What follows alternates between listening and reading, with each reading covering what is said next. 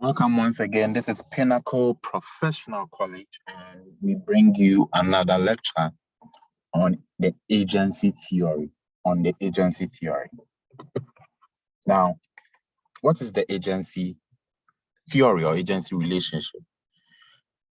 In our previous lecture, we talked about Jensen and Macklin, and these people defined, they talked a lot about agency theory, and they've given us a handy definition of agency relationship.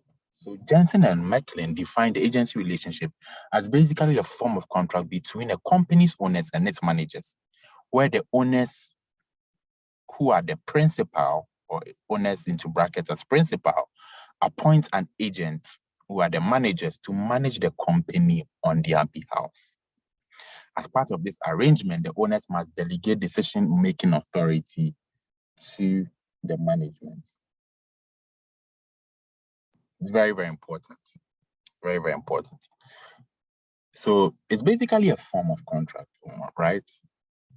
One person, the owner, appoints the agents, who are the managers, to run the company on their behalf. The owners expect the agent to act in the best interest of the owners. Ideally, the contract between the owners and managers should ensure that managers always act in the best interest of the owners. However, practically,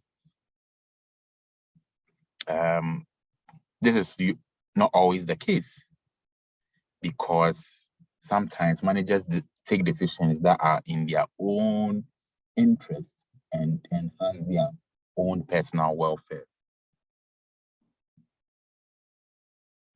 So then a huge question remains. A huge question, fundamental question remains. How can managers, as agents of their company, be induced or persuaded to act in the best interest of shareholders? How can we get managers to act in the best interest of shareholders? That's a very, very thought-provoking question. Very, very thought-provoking. How can we do all of that? Now, there are many ways to do that, and that's why these days you see companies introduce things like share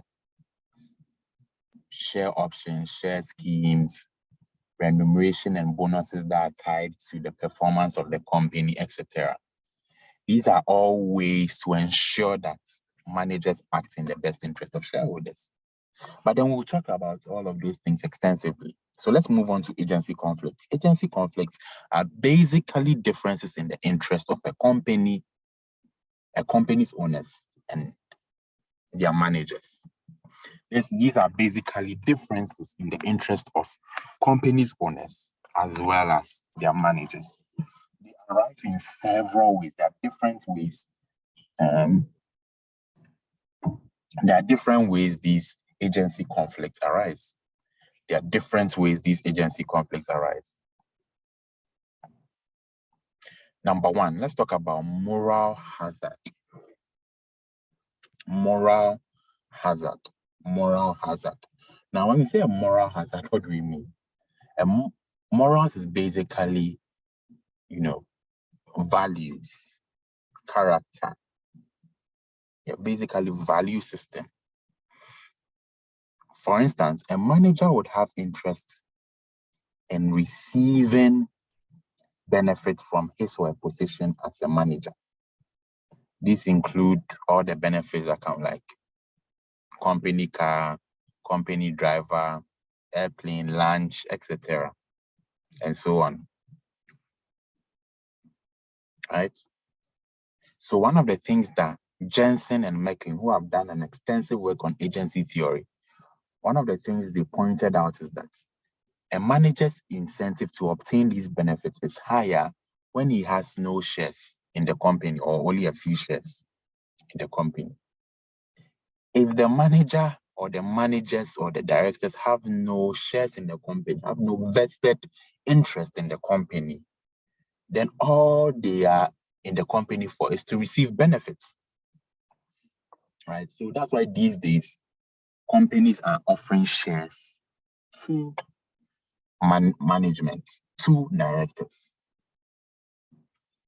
It's so that the management will also have a vested interest in the company. That's very, very crucial.